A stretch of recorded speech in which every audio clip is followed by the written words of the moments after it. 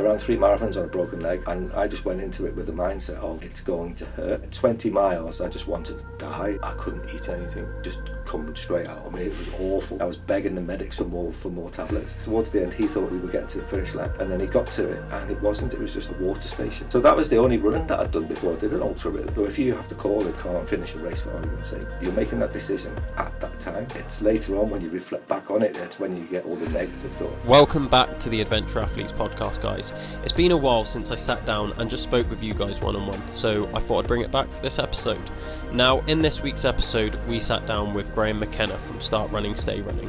If you're interested in running at all and improving your running, they have got you covered. They can take you from couch to 5k all the way up to ultra marathons. So no matter where you are on your running journey, they have got you covered, so definitely check them out, guys. Now, Graham himself is an ultra runner. He has run everything from 30 miles all the way up to 200 miles. Yes, you heard that right. He has run 200 miles, which frankly is insane. He recently tried the Dragon's Back race, which, if you don't know what that is, keep listening. We go into it in detail, and it's definitely something you're going to want to hear about.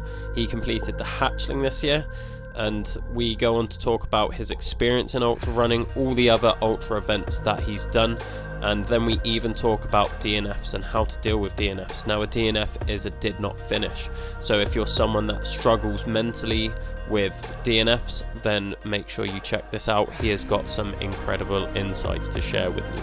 Now, something I wanted to share with you is we've recently updated our website. So now we don't just offer sports massage, we don't just offer planning and programming for you, we offer adventure days out. That's right, we have got a rock climbing instructor on board with us who will take you out and teach you how to rock climb.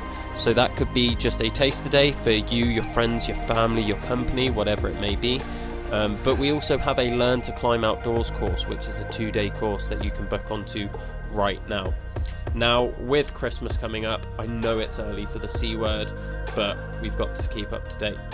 With Christmas coming up, we have just released gift cards, so if you know anyone that could benefit from any of our services, it could be absolutely anything you see on the website, give them a gift card. There's no better present than helping someone along their health and fitness journey. Now, with all that said and done, make sure you check out the website, adventureathletes.co.uk, and enjoy the podcast. See you at the end, guys. So, starting off with, the way I found out about you was through Instagram. I follow Aubrey Coaching, who's your coach, and he shared that you were doing the Dragon's Back. And I'd never heard of the Dragon's Back before. I've been interested in ultra running, I've heard of some big races, but I've never heard of the Dragon's Back. So to start us off, do you want to take us through what the Dragon's Back is and like what it entails? Okay, the Dragon's Back is, well, the tagline that they have with it is the hardest mountain race in the world, and I think that pretty accurately sums it up. So I think it's 300 miles, give or take, but you run from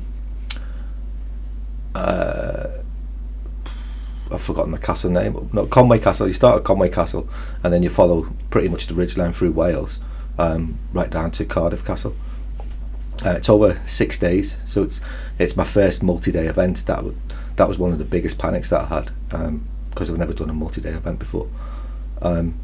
So yeah, it's quite brutal because it doesn't take any of the easy paths at all, and I think some of the hills are put in just for spite. I was saying it because some of the routes you can see could be relatively flat if you were picking a route, but obviously with it being what the type of event it is, they try and get in as many of the hills that you can do.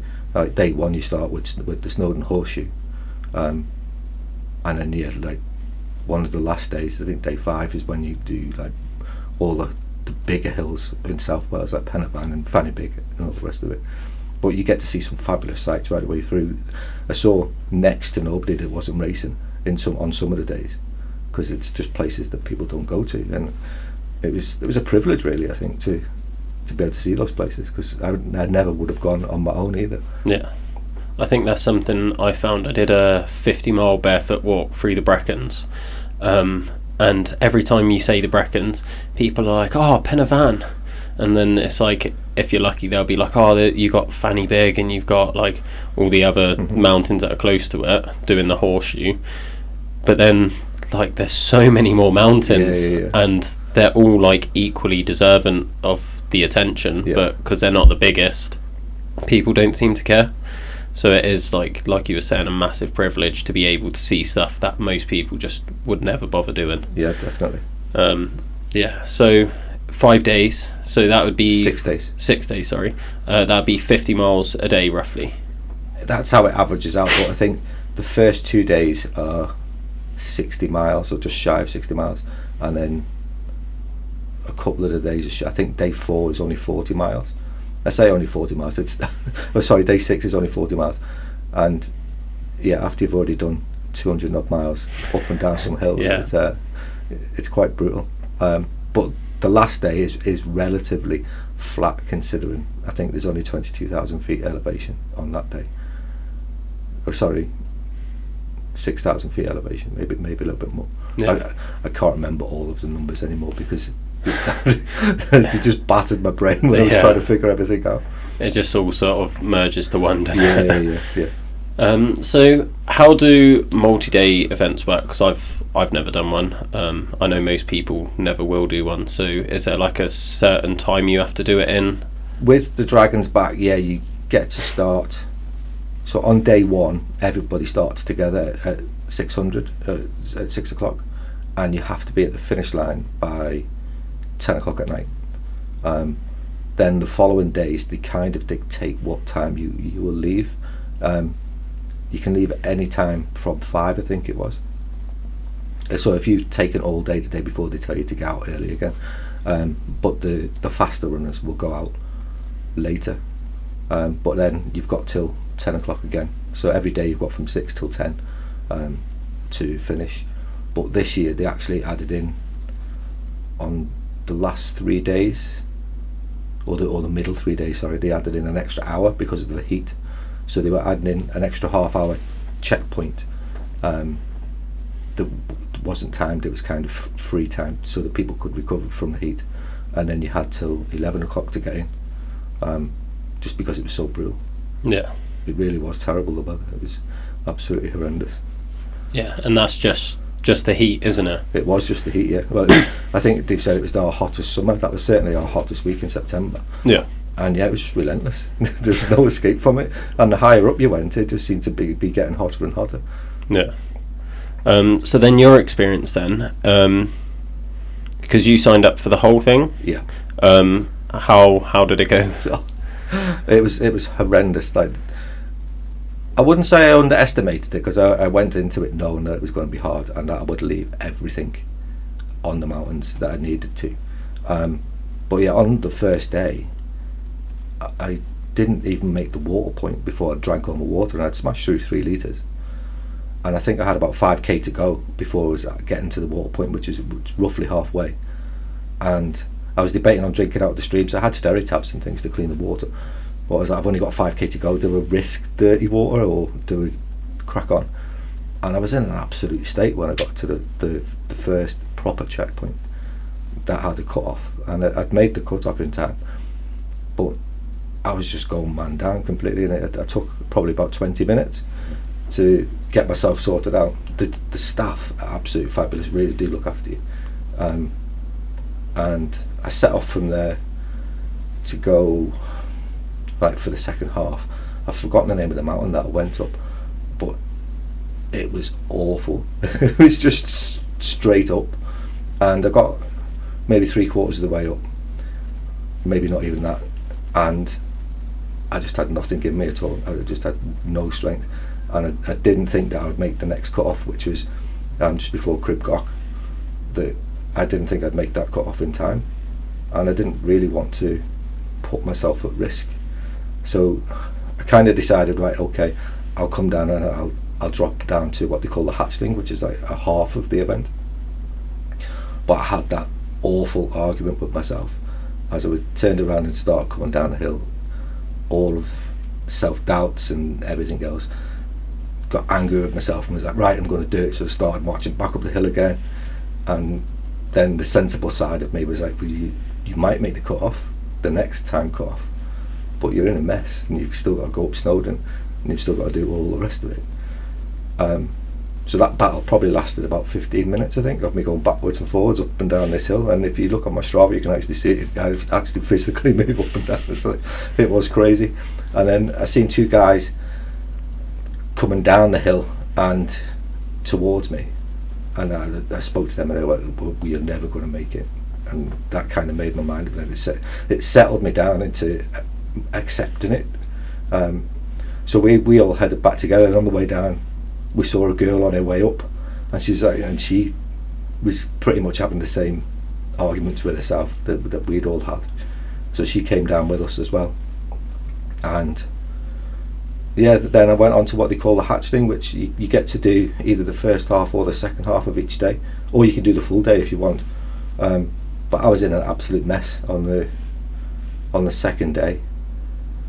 By day 3, I'd kind of got myself sorted, but I still didn't want to push on too much. Day 4, I think, was quite nice. So I was doing the first half of each day, really.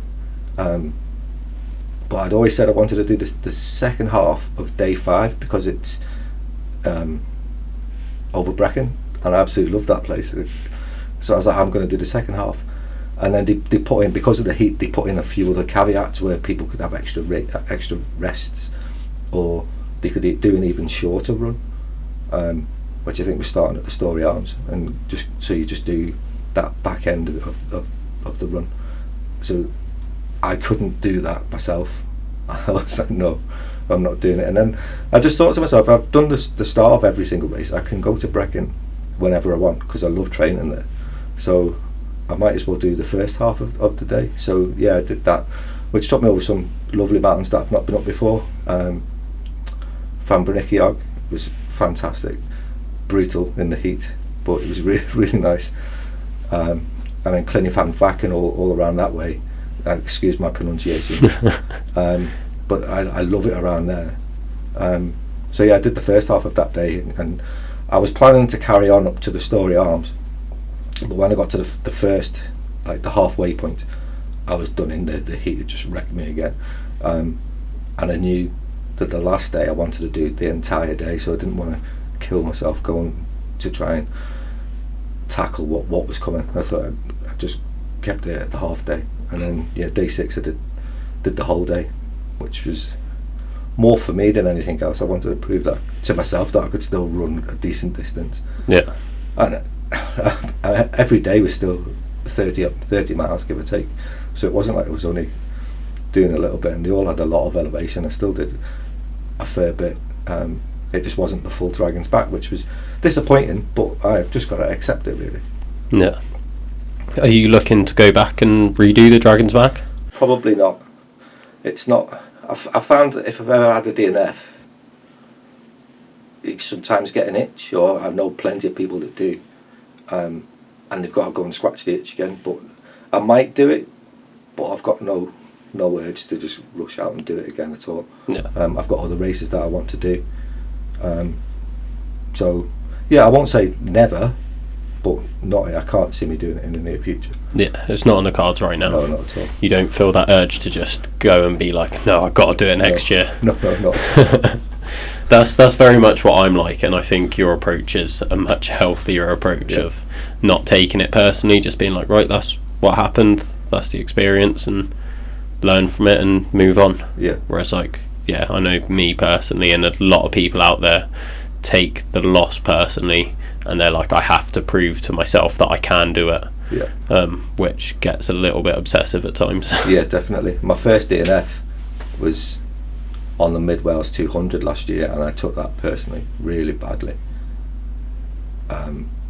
All the negative connotations that go along with it. It took me a good few days to actually get over not finishing the race. It was brutal.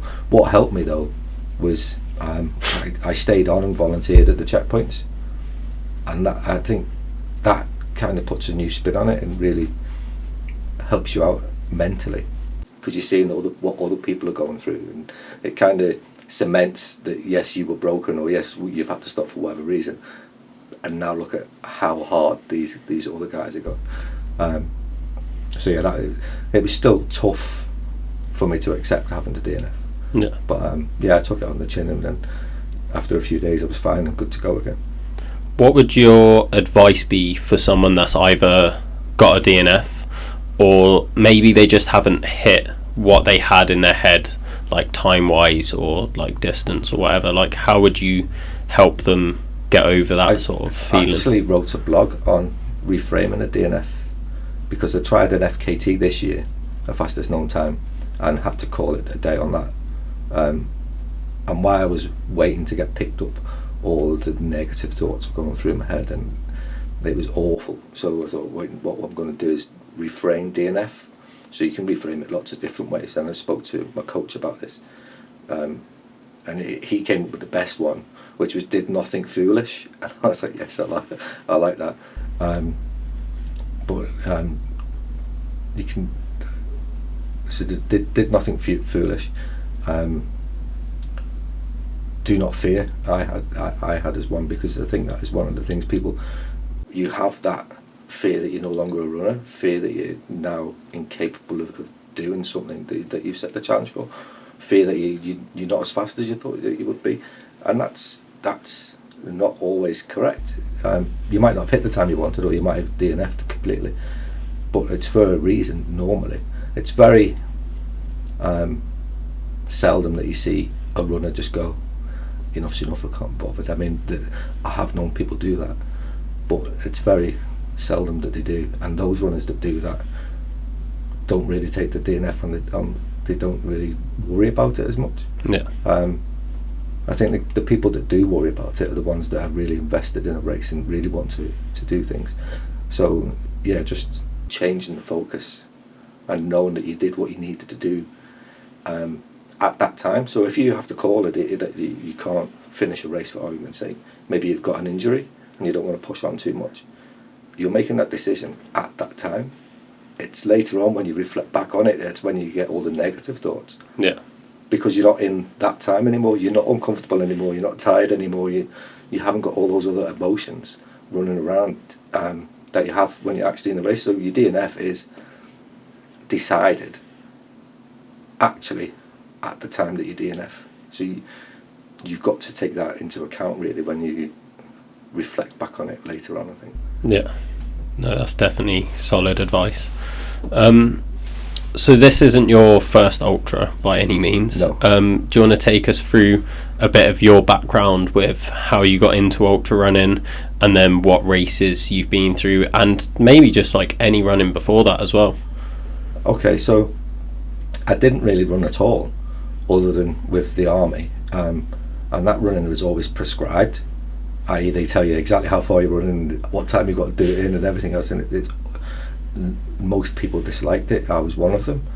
It was more of a tool, and as a soldier you have to be able to shoot, you have to be able to run. That's pretty much it. It's quite simple and straightforward. When I left the army, I was a bit, I wouldn't say elitist, but a bit abrupt, where I thought everyone should be fit, and because I was super fit really, and I kind of took it for granted, and I watched people training for a half marathon who I was working with, and I was laughing at them saying, why are you training for a half marathon? You can just go and run a half marathon. And they were like, no, you have to train. And me being stupid and young and still like full of swagger and everything else, and basically just a bit of a dick, I just went and said, okay, I put my money where my mouth was and ran a half marathon, and I actually set a PB that I've still not beaten, no matter how much training I've done. And it's not particularly quick. I really do want to beat it, but I just haven't yet. I did the exact same race 10 years later and was 2 minutes slower. And what was the time? I'm really curious now. 1 hour 43. And then I think when I did it again 10 years later, it was 1 hour 45. So yeah, it was 2 minutes slower, and I actually felt like I pushed really hard, and I thought I was going to beat the time, but no, not at all. So that was the only running that I'd done before I did an ultra really. I did that half marathon, and then I was away on holiday, and a friend sent me a link for the London Marathon for a charity place. So I was and ahhing about it, and I thought I'll decide when I get home. And when I got home, I thought I'll go for it. Went to sign up, and the time had passed for the sign-ups. So I was like, oh well, c'est la vie, that's perfectly fine, and so it's okay, I'm not doing a marathon. But then, Facebook being Facebook, and algorithms and everything else, I started to see loads of adverts for different kinds of races. And one that sprung to mind was London to Brighton, raising money for blind veterans, which I thought was a fantastic charity. And I thought, 100k, I can do that. I'd done 40 miles in the army before, so yeah, I thought I'd give that a bash. Didn't really train for it, which again was just stupidity of youth, really, and still that residual fitness from the army, I think. So yeah, I went and did that, and although it was hard, I absolutely loved it. It was great. I got to chat to all the different guys at the checkpoints. I met so many different people from different walks of life throughout the whole day that we did it in, and yeah, I think from then on I was hooked, to the point that once I got home and they released the next races the following year, I signed up for 2, both for blind veterans. Did in London to Brighton again, and 100k around Yorkshire, or all around the Yorkshire Peaks, which was really, really nice. So yeah, I did those 2 the following year, and from there I've pretty much mainly only done ultras. I think I did my first marathon the year after those, because I'd never actually ran a marathon. That must have felt so easy afterwards. No, it's the worst run I've ever done. Oh really? Yeah, I totally misunderstood the way the race would be. I was expecting it to be like the London Marathon. I thought that's how all marathons would be, in my naivety, and it wasn't. There was hardly any crowd. It was up and down, like switchbacks, and up and down the canal paths in Exeter, and there was just a lot of out and backs, and it was two loops of a 13-mile circuit with all of these out and backs. So you're running up the towpath to a traffic cone, turning around, coming all the way back. It was just awful. I went out far too quick, and at 20 miles I just wanted to die. I had nothing in me, but I always run for charity, and there was a guy running past me, and he seen the charity top that I was wearing, and he went, that's a brilliant charity.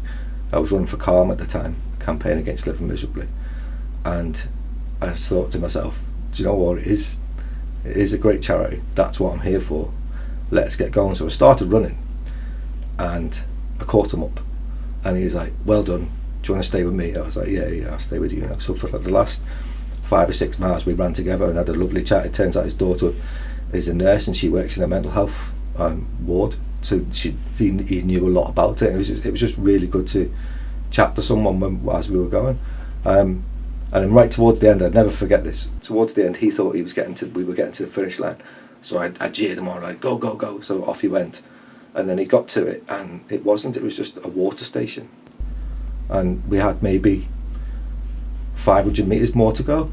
So I'd caught up with him by then, but he hadn't used all of his energy, but all of his emotion and everything had been used because he'd already finished.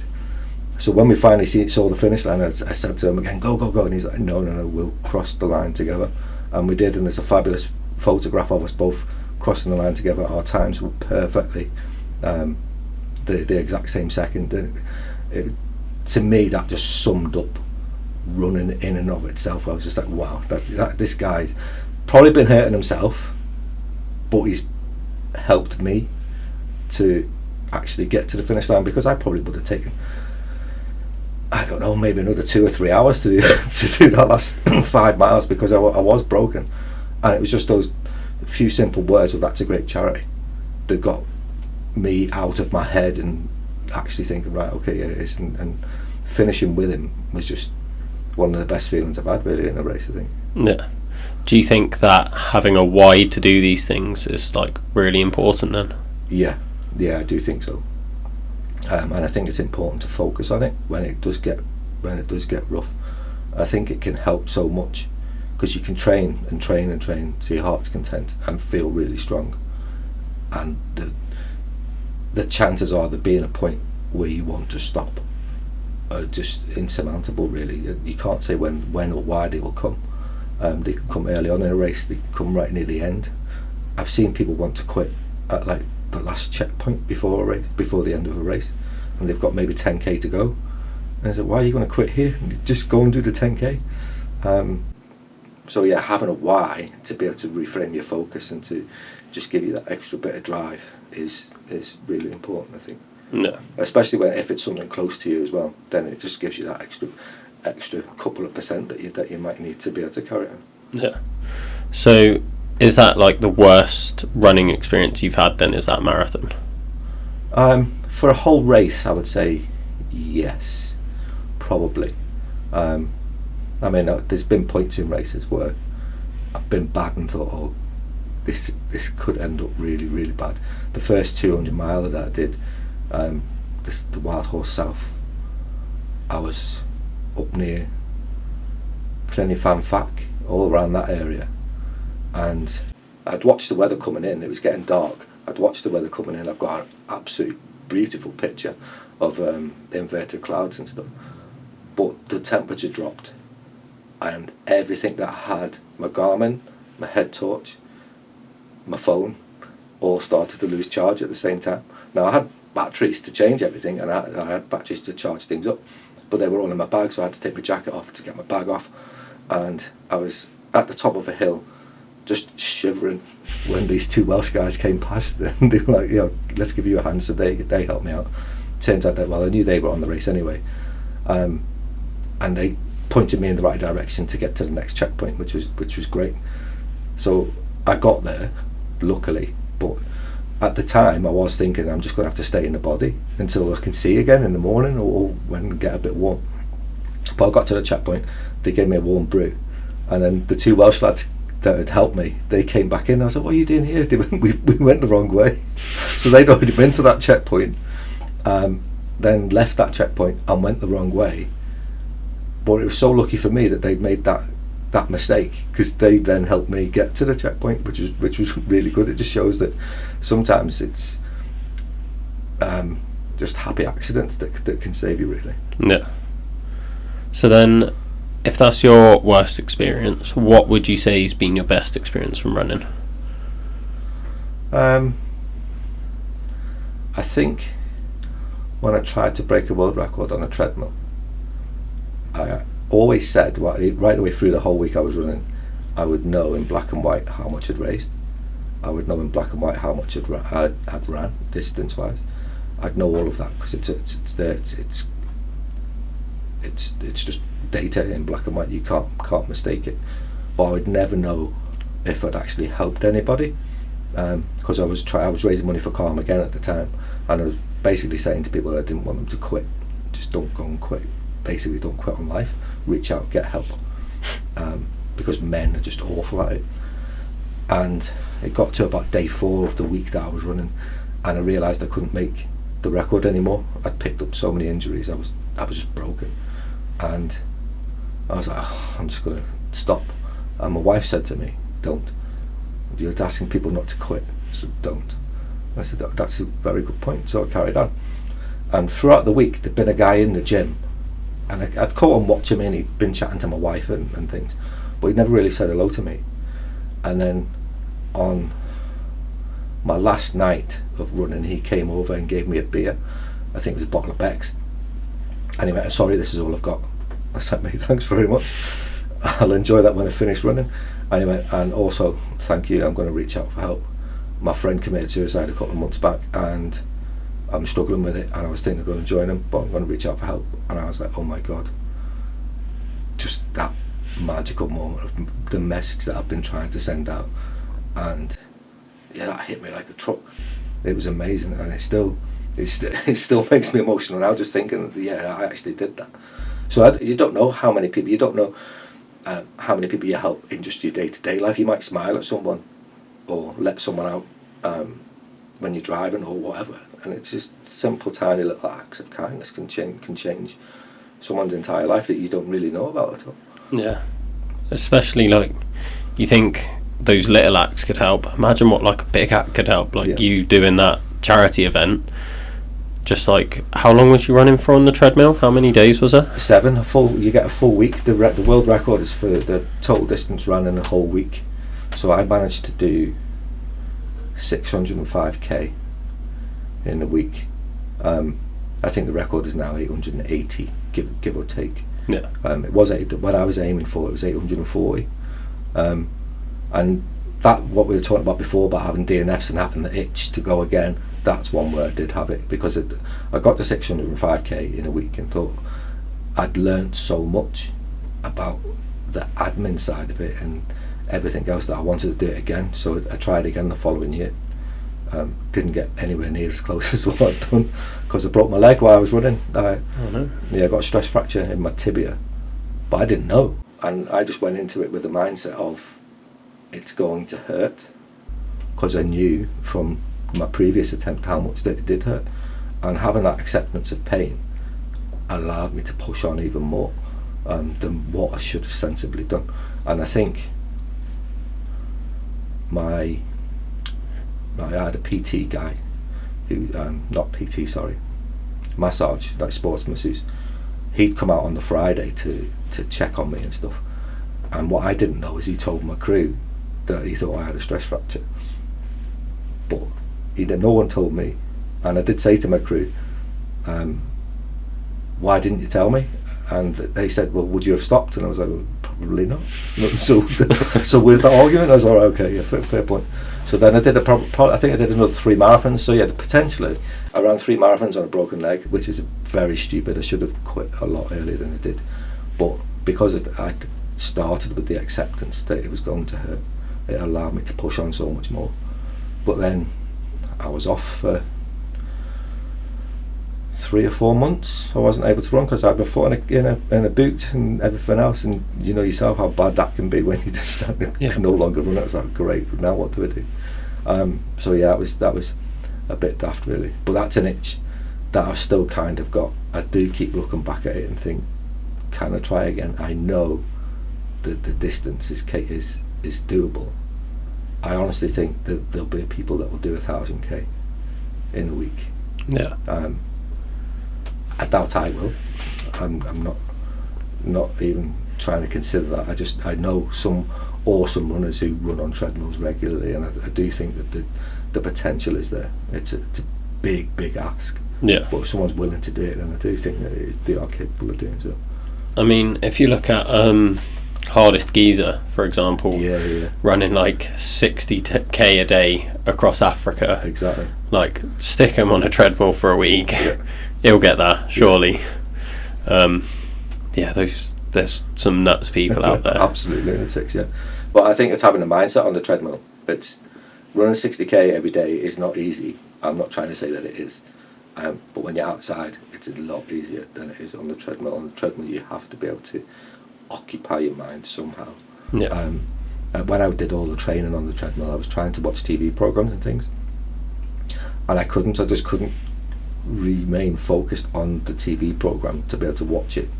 So then I would listen to podcasts, and again I can switch off. I think that's why I can run on a treadmill, because I can just switch off and kind of just get into just like a running state, I suppose, and just focused on just going. Whereas I know other people can't, and they need that distraction. So it's just finding what works for people as well, I think. Yeah. I think it's like amazing, like no matter how hard you train for something and you think that like the next step up is crazy, and then you realise there's people are going a step above that. Like me running 30 miles or 50k, I was like, oh yeah, that was like insane. Yeah. And like everyone I know that's like spoken to me about it, they're like, that's incredible. And then I'm like, there's people out there doing like 50 miles, 100 miles, 200 miles, and then you look at them and you're like, that is incredible. Yeah. And then you've got people that are like literally running the distance of Africa. There's Ross Edgley who swam around Britain, and it's just like, this is my friend Nikki Love. She's just ran across Australia from west to east. So she was doing like 50-60 kilometres a day. How long did that take? 2 months, I think, maybe 3 months. Yeah, fair play. She went every day. she just got and went every day. And she just got more and more broken as it went on. And then I think she got to a point probably 2 or 3 weeks in where she was falling behind on time because she wanted to do 50k a day and she wasn't hitting it. So then they just upped the game, and I think once she got into the swing of things, after a month she was doing like 55k a day and 60k a day just to bring the time back in to be able to set the world record. Yeah. And yeah, she set the world record, so but it's still to be ratified, but I can't see any reason why it wouldn't be. Yeah. But yeah, that's just in and of itself, that's just craziness. Yeah. This is what I mean, like, you're an ultra runner that has like run way more than I can comprehend distance wise, and then you're looking at someone else like that is insane. Where does it stop? Exactly. I think it's the same like with fighters and things. Oh yeah, there you go. Then someone wins a fight, and then they might hold the championship, whatever, the belt or whatever, for a little while. But then there's someone better comes along and beats them, and then they've got the belt, and so on and so forth. I think that's going to be the case with races. Yeah. Up until a point, I don't know where that point is. I love pushing myself to see where my limits are. I think that's what happens with a lot of ultra runners. Let's just go a little bit further. Can we go a little bit faster? Can we go a little bit further? And yeah, there's some just absolute lunatics that go like John Kelly and things like that. They're just a step above everybody else, really, I think. And yeah, they're incredible and inspirational to watch, really. Yeah, I think we're in a bit of a ultra running boom at the moment. Definitely. Like, a lot more people are starting to realise it's a thing, and that it's actually quite accessible to do. Like, it's not like this big mysterious thing anymore. There's so many races going on, there's so many people doing it. Arguably it could be easier than a marathon when you look at, like, marathons are usually just trying to match a pace, whereas ultras it's a lot more laid back. Yeah, definitely. Especially with some of the more well-known races, even though let's say they're 100k, like the way I used to say it to people was it's 10k and then a picnic, because you'd run 10k, get to a checkpoint, have all the food that you wanted, and then run another 10k, have another picnic, and you just got to keep rinse and repeat. Now some other races aren't quite as easy as that, but most 100k races are generally that well thought out, and it makes it that much more accessible for people. But things like the Dragon's Back, you're self-sufficient pretty much from when you leave the camp in the morning to when you get back of a night time. You've got to be self-sufficient for that entire day, so you've got to carry everything with you, all your food, all your water and everything. They did give us one water refill station, which I think with the heat we could have done with some more, and they did end up having to put like emergency ones in with, and you could tell that they weren't geared up for it, because it was just guys with water buckets going, just get some water from here. But it helped having those couple of extra water stations, because it meant you didn't have to try and nurse your water. But no, for people who want to do 30-mile races or even 50-mile races, I think that the vast majority of them are very well thought out and make sure that people are looked after, and there's more and more that are set up now so that there's no failure as such. Like, there's no hard cut-offs. I mean, you can go and find ones that have got really tight cut-offs that you've got to push hard on, but then there's plenty that are coming up with very generous cut-offs or no cut-offs at all, because they want people to actually finish the race and enjoy it. That's the important thing. And I think with marathons, you're either, like you said, sticking to a pace, or you're trying to beat somebody. A lot of ultra runners aren't generally trying to beat anybody. It's almost like everyone's in the same boat, and it's you against the course is the way that I find it. Bar the elite people who will want to win at all times, which is fine. That's just how people are, I understand. But the vast majority of people will help you and drag you along, knowing for the fact that you'll probably drag them along at a different point. And I just find it so much more inclusive, even though it's a much further distance.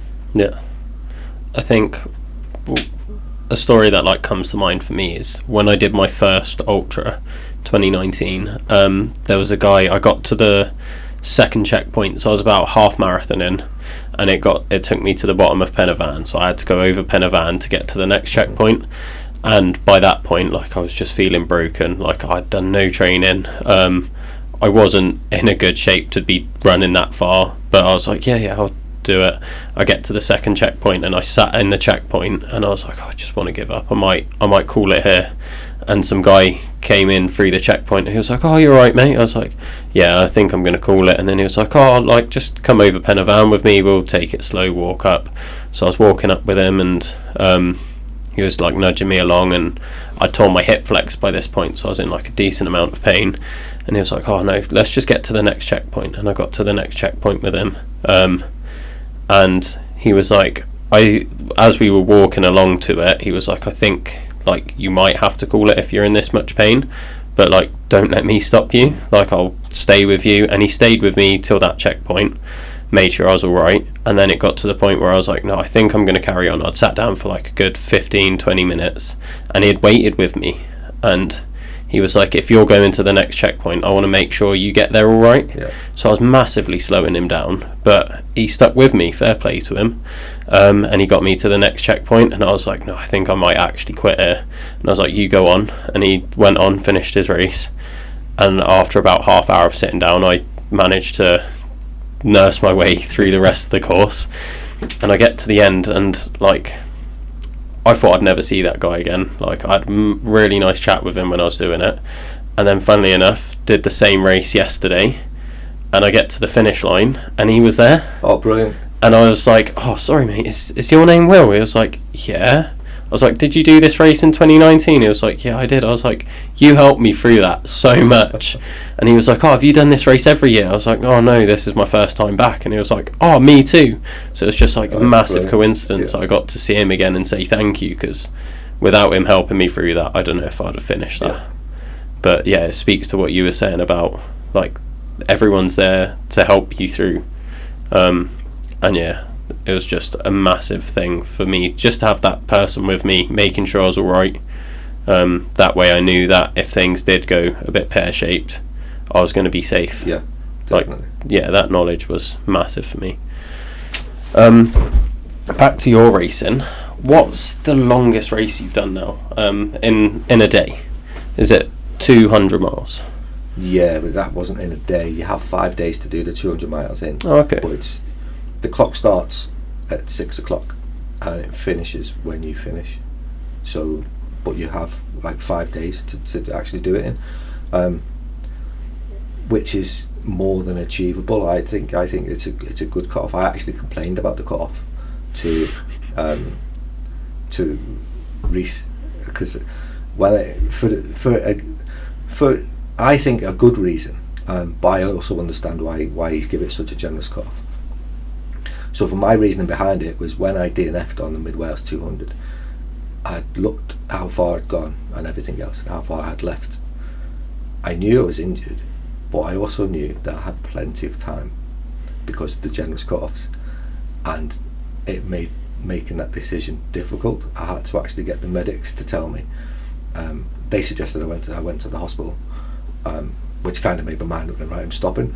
But having the knowledge that I had plenty of time, had it been a shorter cut-off or a tighter cut-off, then I would have had to just put my hand, like with the Dragon's Back for argument's sake, Yeah. I would have had to put my hand on, right, I'm DNF'd straight away, and it would have taken that and an hour out of it.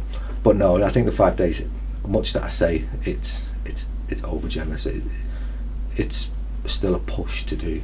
Yeah. Because the elevation is astronomical still. It's like to 30, I think it's 30,000 meters, or 30,000 feet. Sorry, each of the races.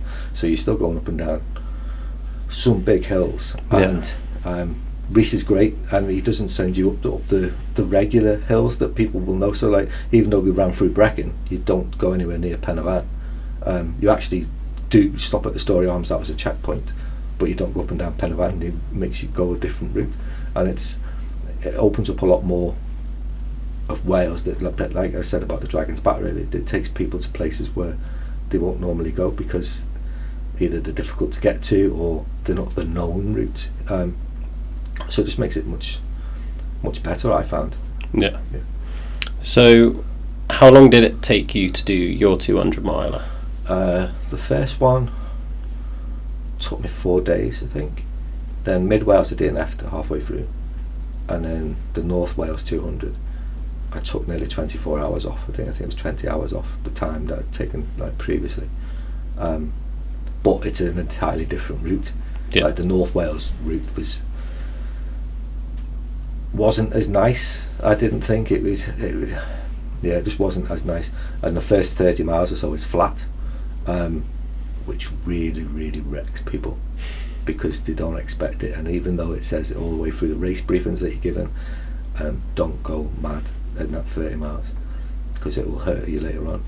Even though you're told at the start of the race, this bit is flat, don't go fast. Lots of people still did, and lots of people end up DNFing by like the second checkpoint because they've just gone out too quick, because it's natural to do it on the flat, isn't it? And then where did we get to? I can't remember now, but it's the start of the Offers Dyke, and you just go up this massive big hill. You can't run it. It's unbelievable. And that's the first hill that you hit, and after that it's just one after the other. But after 30 miles of flat, it's like, oh my god, it's like being slapped in the face. It was awful. Yeah. But I still enjoyed it, and I actually got most determined runner for that race, because the first 48 hours I had bad guts. I couldn't eat anything. It was just coming straight out of me. It was awful. I was begging the medics for more tablets, and they're like, "You've had your dose, that's it." And I was like, this is not good. Having to stop at like every pub that I went past, having to stop to go and use the toilet. It was horrendous, and I just had nothing, and I thought I was going to have to end it. But I was determined not to, just over something like that. So I just carried on and just plodded, and I was at the back, and I didn't care. I was just carried on. But then people were dropping out because they'd gone off too quick. People were just dropping out, and all of a sudden I was like, I can actually get third place here. If I push, I can actually get third place. So I started pushing, and I think Reese had kind of geared it up that way anyway, because he's funny that way. I knew like that I was never going to catch first place. She was absolutely amazing. The guy in second place I had no chance of catching, and then the three guys that were in joint third at the time, I was expecting them to have a sleep, because that's what they'd done. All four of us had done each of the three races. I kind of knew their habits because I'd been with them on the first two races, and I was expecting them to sleep at the last checkpoint. If they sleep there, then I've got a chance to overtake them. So let's go. But they'd been told that I was catching them. They would have found that anyway, because they could have seen me on the tracker. So they started pushing harder, which meant they were catching up with the guy in second place, so it made him push harder, and it kind of made all of us from me forwards finish that little bit quicker. So when I finished, one of the guys was actually waiting, and he thanked me. He said, "Thanks very much for that." He said, "I was watching you catching us up and we had to keep going." I was like, "Why thank you?" He said, "Because normally like that last 20 miles or so is just the death plod of just like, oh, you're just like a walking zombie. You've been going for days and days. You haven't slept very much." And he said, "But we couldn't. We had to keep going because you were catching us up." And I was like, "Well, that was the plan, but obviously I didn't manage to." And so because of that, I got the most determined runner, and I was chuffed to bits with that. Never get an award or anything. I certainly don't podium. So just having the chance to podium was I found fascinating. But then that kind of slipped out of my hands. But so yeah, getting an award anyway for just grit and determination and just pure blinded stubbornness, I suppose, was it was really, really good. Yeah. If that follows that idea of wanting your competition to be at their best, because that pushes you to be better, then yeah. I've always loved that idea. When I'm like coaching gymnastics and stuff, I take the kids to competitions, and a lot of the times they're like, "Oh, I hope they fall on the equipment and all of that," and I was like, "No, don't hope for that. Like, hope they have a good routine, because then that forces you to have to push and see how good you actually are under the pressure, rather than just sort of being like, yeah, if everyone else is doing rubbish, I get to win." Yeah. It's like, where's the value in winning if it's easy? Exactly. Yeah. Oh, amazing. So you're saying about like having the sleeps. on the races. Yeah. What do you think is sort of an acceptable distance to start sleeping? Like, do you think a 50-mile race, like no point sleeping in that? I wouldn't sleep on a 50-mile race. I wouldn't encourage anyone that I coached to sleep on a 50-mile race, because I don't think it would take you 24 hours to do a 50-mile race. Obviously it's dependent on the terrain and where the race is, but generally speaking you could normally get it done within a day, and if you're not going over 24 hours then you can probably get away with not sleeping at all. So even if you were looking at a 100-mile race, and let's say it was going to take you 30 hours or 48 hours, then you can kind of get away again with no sleep. But it does depend on the person and how much sleep they've had beforehand, and how well rested they are, and how much they want, where they want the podium. Do they just want to finish? If you just want to finish, say, a 100-mile race, then having a sleep could be the difference between finishing and not finishing. Whereas if you want to win, having a sleep in a 100-mile race will mean that you won't, because there'll be someone that won't sleep and will be able to just carry on while you do. But then it depends on how you classify sleep. Do you just want a quick dirt nap, which I've done, I found actually works better for me, just like on the side of the road, or do you use the checkpoint and use up the entire time that you're allowed to sleep, that you're allowed in the checkpoint, to try and sleep that way. So I've tried both methods when I was doing the wild horses. The first time I was trying to sleep in the checkpoints, but I just couldn't get settled, and then the people coming in and things like that, and I left one checkpoint more tired than one had gone in, I think. But then other checkpoints where you're allowed to sleep, you're allowed 4 hours at the checkpoint, so as long as you get your admin sorted quick, you've got a good chance of a good 3 hour sleep, which I thought was fantastic at the time. But when you wake up from just 3 hours of sleep, you can be even more tired than if you'd have not done, or that's the way I found it. So when I did the North Wales run, I just ran until I couldn't run anymore, until I was actually falling asleep, and then slept where I was. It didn't matter. I was lucky because it was in summer. One of my friends has got a picture of me asleep just alongside, it was like a concrete plinth, I don't know what it was there for, along the reservoir, but because it was there, it was like a windshield, so it kept me warm out of the breeze. I had 20 minutes, she gave me a kick, and then I started running again, and that 20 minutes I found just worked perfectly for me.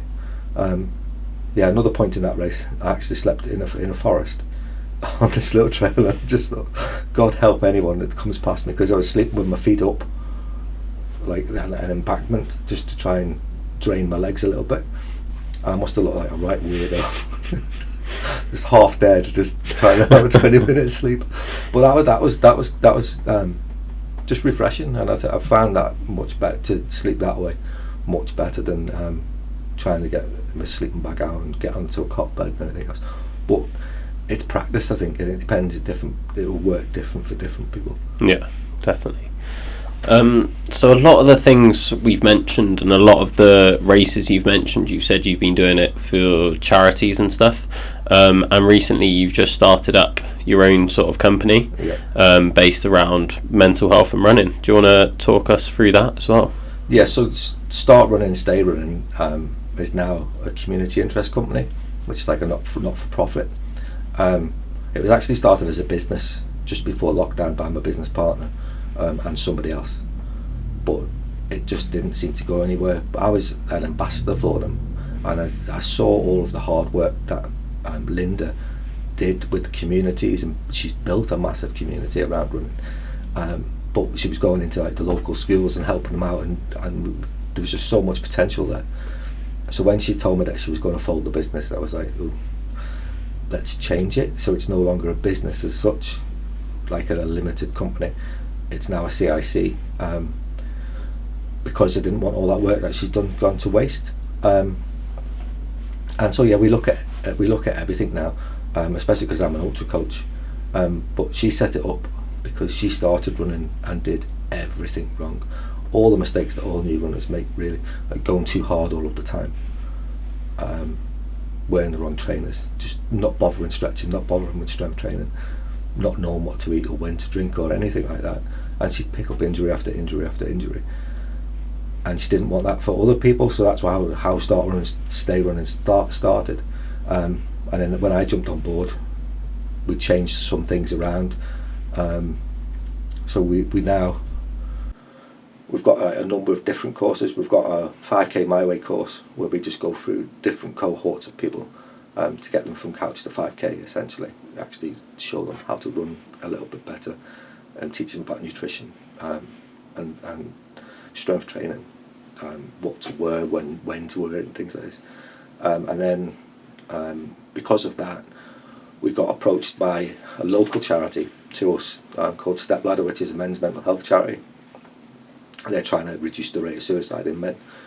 And they approached us to see if we would do something similar for just men. So I said yeah, and that launches, it's called Back on Track, and that launches on the 4th of December this year. Now it's open to anybody, but if you're in Somerset then it's heavily funded, so it's a lot cheaper. But I just wanted to look at it not necessarily from a running point of view, because I know running helps my mental health. It might not help others, but I know exercise is so much science around how exercise benefits your mental health that it's good to utilise it as an example. So following on the same ethos of the 5k My Way kind of thing, we're getting people to run, but I want to look at, or I will be looking at, a different topic each week that will help with your mental health. Much like, I've forgotten the coach's name, he coached the GB cyclists, and I remember reading he said he just wanted to see 1% gains across every aspect. So he wanted they wanted to be like 1% more muscle, 1% body fat loss, and just 1% gains. But they're for elite athletes. But all those 1%, well, you've seen how many gold medals that we won at cycling in the Olympics. And that's because of that, and that's all that I want to do, is try and help people have a 1% gain in whichever way it is. So looking at different fundamentals around your mental health and how to benefit it, like increasing sleep, up, having better sleep, journaling, mindfulness, just getting outside, reducing the alcohol intake, because I was adamant I didn't want to dictate to people and say this is what you must do, stop drinking, do this. There's plenty of those people. And it's not necessarily the case, I don't think. If you can just make minor adjustments, like if you eat healthily even one day a week instead of never eating healthily, well then you're improving yourself slowly, and it's all just about small gains, really. Yeah.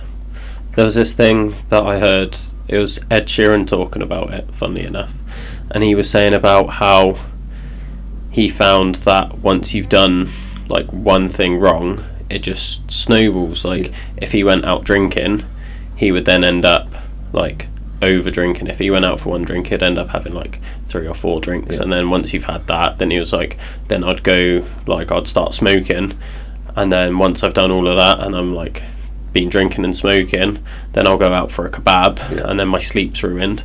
And then he was like, if I just didn't have that first drink, then I wouldn't be smoking, I wouldn't be eating kebabs, I'd be at home cooking, and then I'd get a good night's sleep. And it's just how those little like 1%, like you're saying, it starts off as a 1%, but then you get that 1% right, and then the other 1% adds up, and then it just builds and builds and builds and makes this like... I can't remember the guy who said it, but it's always stuck with me. That kind of sets that up. If you do nothing at all in your day, make your bed. When you get up, make your bed. And I suppose it's also from the military side of things. Every time you go up, your bed would be inspected, or through training and things. You will have seen it on many numerous TV programs where they come in and make sure you've got hospital corners and all the rest of it. But if you make your bed, then you've achieved something. Before you've even done anything else, you've achieved something. That's a positive straight away. Yeah. And then no matter how crap your day has been, when you finally go to bed, it's there, ready, waiting for you, like almost like a cuddle. It's just there, isn't it? Whereas if you don't make your bed, then you haven't got that. So I'll say sense of achievement. Nobody looks at making the bed as a sense of achievement, but if you can reframe your mind into that you've done something positive straight away, well, then it'll go with you for the rest of the day. But if you've had a crap day and you haven't made your bed, when you get in, you've then got to try and make it, and sometimes it's the last thing you want to do. You might just fall asleep on top of the covers instead, and it doesn't help. It just helps things like you were saying about the snowball effect. So just reverse it. Yeah. So yeah, if you do nothing else, make your bed, because it just sets you up. Yeah. Do you think that's one thing that the military sets people up well for? Yeah. It's just that routine. Yeah, definitely. I think I actually had this discussion with the guy who runs the charity that I've been raising money for this year, because he suffered with his mental health. He's an ex-squaddy as well, and he set up the charity for people to be able to go to, just self-refer and go to his campus for like a week, and they'll be looking at like a lot of the things that I'm going to be looking at, but it's mainly for ex-military and military people. But yeah, he said the army is great at making soldiers. It's fantastic at taking someone off the street who doesn't know anything about discipline or anything like that, teaching them to be soldiers so that they are disciplined, they are strong, they are resilient, and everything else. But then forgetting to turn them back into people when they leave the army or when they leave the armed forces. They don't then become people that will have emotions and everything else again. They just, especially if you've been in for a long time, I see it with a lot of guys that I work with who've done like 15-20 years in the military. They're almost indoctrinated into it, and they need to have that. If you remove it from them, they don't know what to do. No. So yeah, the army is great at doing that, but it's not so good at reversing the process. Yeah. Something that I've noticed, it sort of goes along those same lines, is what I've noticed from doing the podcast is I've actually had a lot more people that are ex-military on than I first thought. Like, I never intended to specialise in ex-military, but it's just because they tend to go out and do these like incredible things that I'm interested, whether it's like ultra running or it's like doing different hikes and challenges in the mountains, or even just like weightlifting. We had Gary on, who was a British Army weightlifting coach, and he's got his own club and everything like that now. And I either see them go down that route where they'll do something incredible because they found a way to use the tools from the army in like day-to-day life, and it's always in some form of athletic endeavour. Yeah. Or you'll find the people that, like you were saying, then they just sort of get lost without it, and they don't know how to get back into society. How would you sort of frame it to people leaving the military to go down that path of doing something with the skills? Like, how would you get them from feeling lost into doing something? I think sometimes it's difficult, and there isn't a one size fits all. It's like with your mental health, there's not one size fits all. But I think showing them a focus, because there's plenty of like my ex-colleagues, ex-squaddies, who have come out and then just gone and worked in a factory, got a family life, and are more than happy doing what they're doing, and that's fine. They haven't fell through the cracks, they haven't got lost. But yeah, for those that are feeling lost, I think it's almost like that refocus. Let's have a look at the positives, try and turn any of the negatives or anything that's not going right, let's try and reframe it, look at it a different way. Like when we were talking about a DNF, just reframe that whole thing so it's not a DNF, it's something different. And yeah, I think most of the armed forces, when they leave, have so much potential still. That's why a lot of companies take them on and are more than happy to, because they are disciplined and everything else. So showing them, not necessarily that you have to go and achieve, look what this guy's done, that guy's gone and climbed Everest, or that guy's gone on this, because not everybody wants to do that, but to show that they've got the skills there, because people don't look at the skill sets all of the time. Sometimes they'll just, let's say, I've got 60 GCSEs and now I can't go and do anything, or I've got no GCSEs, I can't go and do anything. But the army teaches you a lot more than what GCSEs ever can. Yeah. Like they teach you like that resilience, that teamwork and all the soft skills that companies really, really want and need that you can't really learn in a classroom. So having an ability to focus on those things can I suppose help people. Yeah. And then coming from the other side of things, what do you think that people that aren't in the military could learn from the military when it comes to trying to achieve like these big grandiose goals? That is basically what this podcast is about, finding those adventure athletes. Like how would you get like a normal person to that sort of stage from what you've learned in the military? I think resilience is the biggest one. So especially when you look at some of the crazy challenges that people do, you can't do them without being resilient, because it doesn't matter how well you plan things, you can plan it right down to the nth degree. Something will come along and ruin that plan. Like Mike Tyson said, everyone's got a plan until you get punched in the face. We used to say in the army, everyone's got, your plan only lasts until the first shot is fired, because then it goes out the window.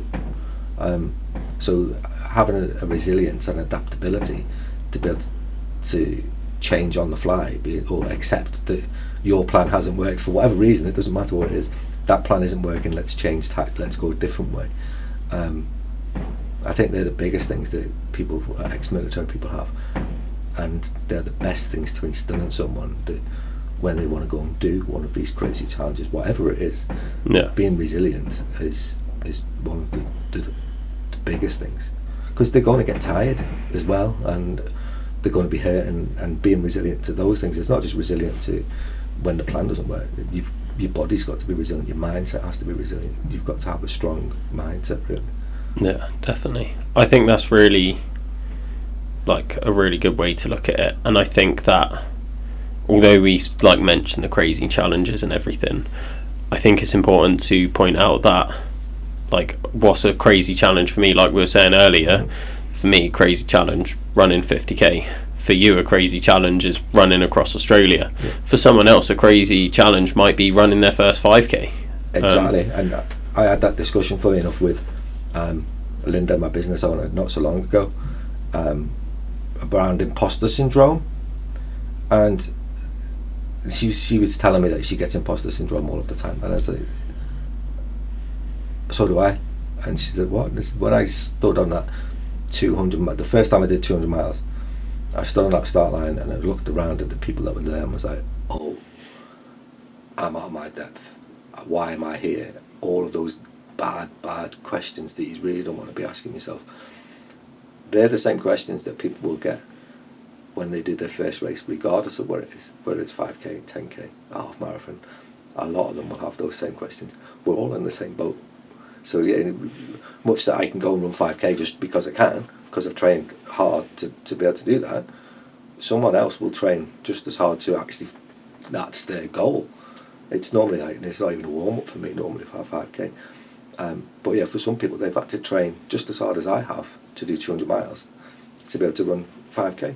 Yeah. So fair play to them. And when they do achieve it, that sense of achievement is no less than my sense of achievement of doing 200 miles, or no less than, let's say, someone who's climbed Everest, because it should be a sense of achievement. They've worked hard and got to the finish line and achieved what they've set out to do. So yeah, be chuffed with yourself for doing it. Yeah, I think that'll be really reassuring for a lot of people to hear, if you're saying that you're turning up to 200-mile races with that thing of like, oh, I don't know if I should be here, and knowing that like you're getting those feelings, like I had those feelings in my race, and that everyone's really got those feelings on like, I don't know if I can do this, or I'm not sure that I've like almost earned the right to be here with your training. I think that like people that are like, I want to do a 5k but I don't think I can, and knowing that none of us really know if we can or not, it's just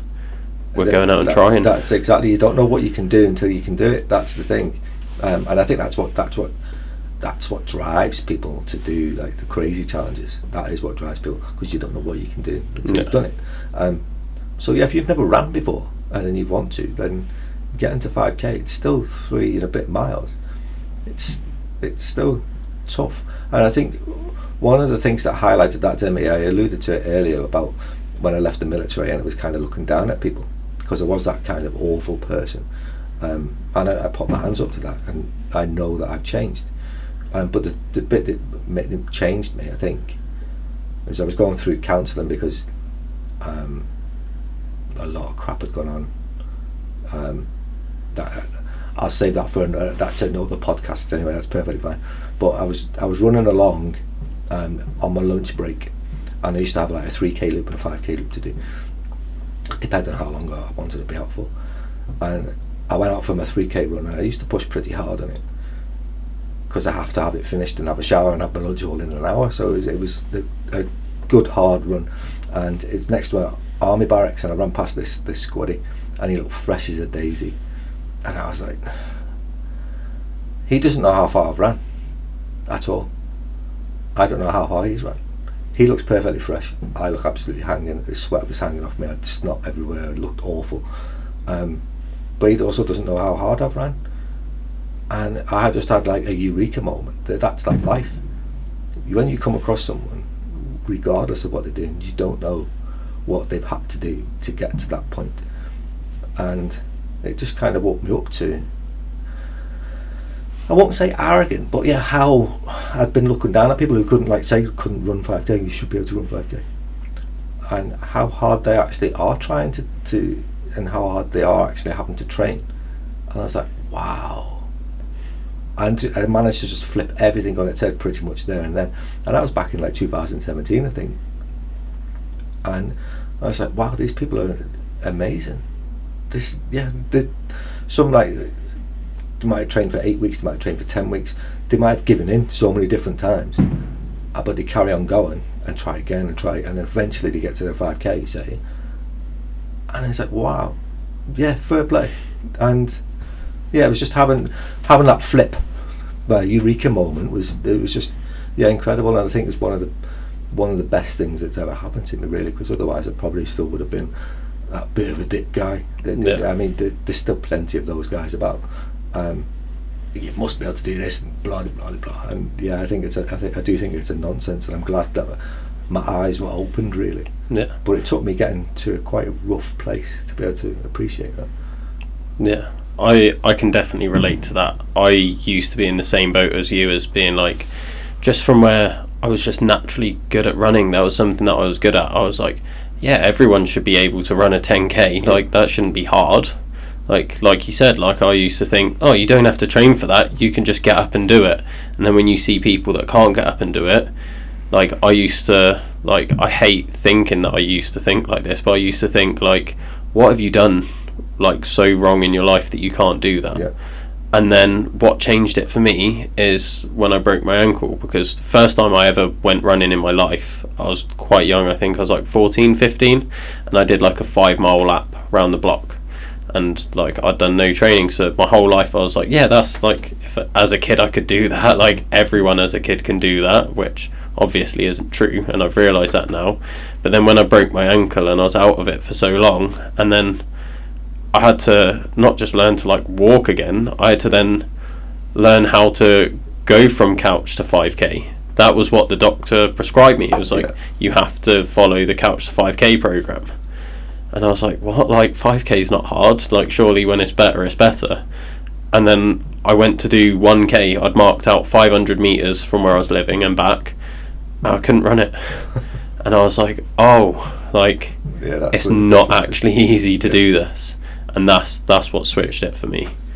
But yeah, I completely relate to. I called my blog Couch, or when I did the 200-mile races, like my fundraising page was called Couch to 200 miles.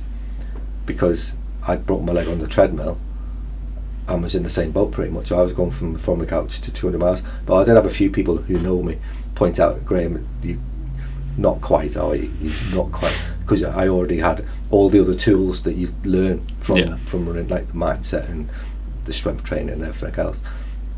I already had those in my back pocket, as it were. Yeah. So yeah, I wasn't necessarily going from couch to 200 miles in that essence. But yeah, the distance was still the same. I started to build myself up slowly but surely and make sure that I didn't just, because I do have a habit of just going, right, let's go, and I've got to go and try and run a half marathon. I probably would have injured myself even more, been off even longer. So my coach was fantastic. We just eased myself in, and yeah, it worked out well, because I did that first 200 miles. I picked up a couple of niggles, but you're always going to do that, I think.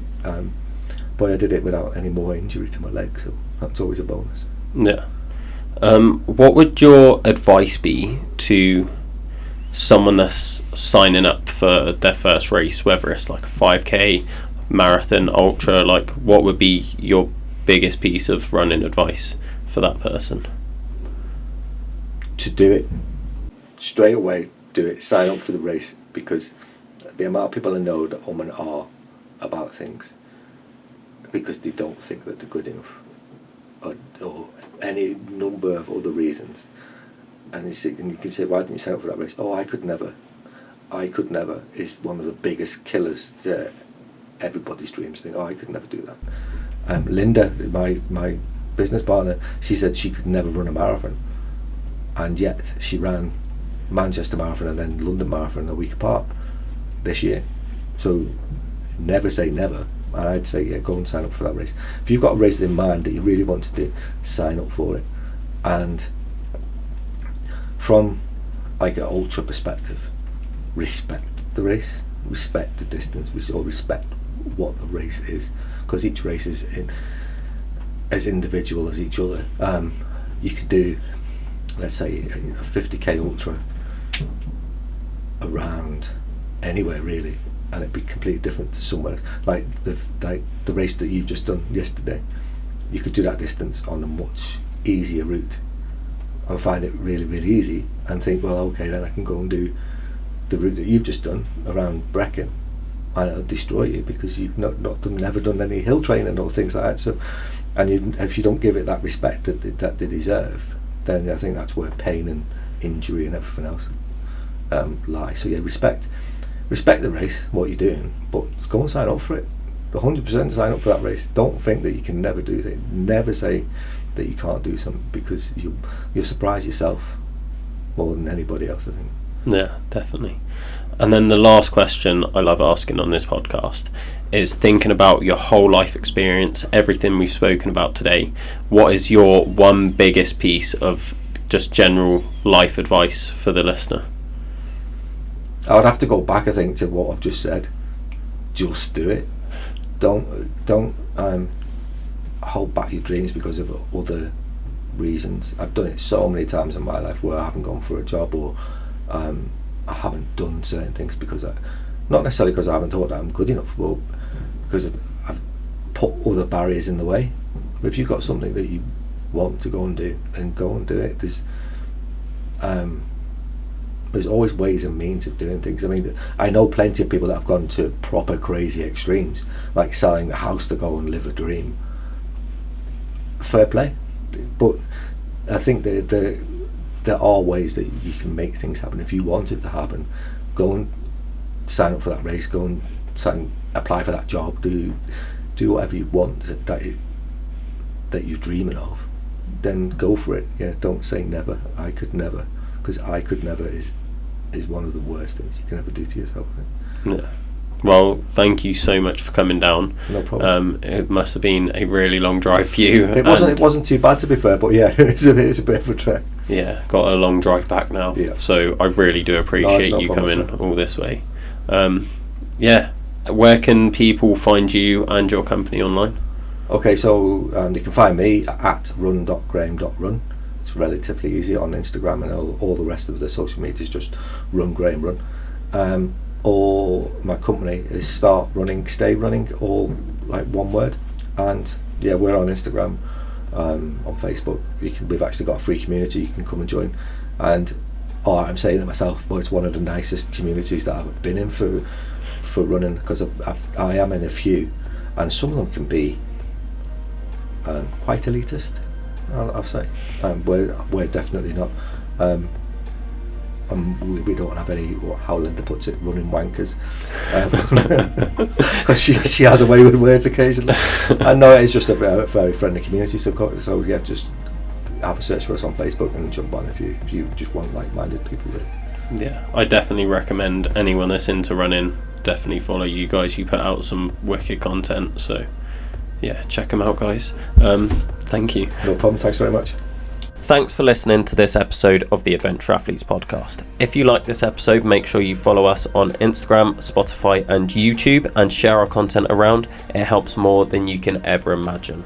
Now, if there's a person in particular that you want to hear from, or a topic that you want us to cover, just drop us a message, let us know in our DMs, and we'll make sure we try and reach out to the relevant people to cover that topic for you. We're always trying to make content that you guys want to listen to. We have just dropped our website. It's adventureathletes.co.uk, and you can go on there to find out the range of different services we offer. So we have sports massage, different training programs, and personal training, both online and in person, that you can sign up to on the website. So make sure you go and check us out at adventureathletes.co.uk.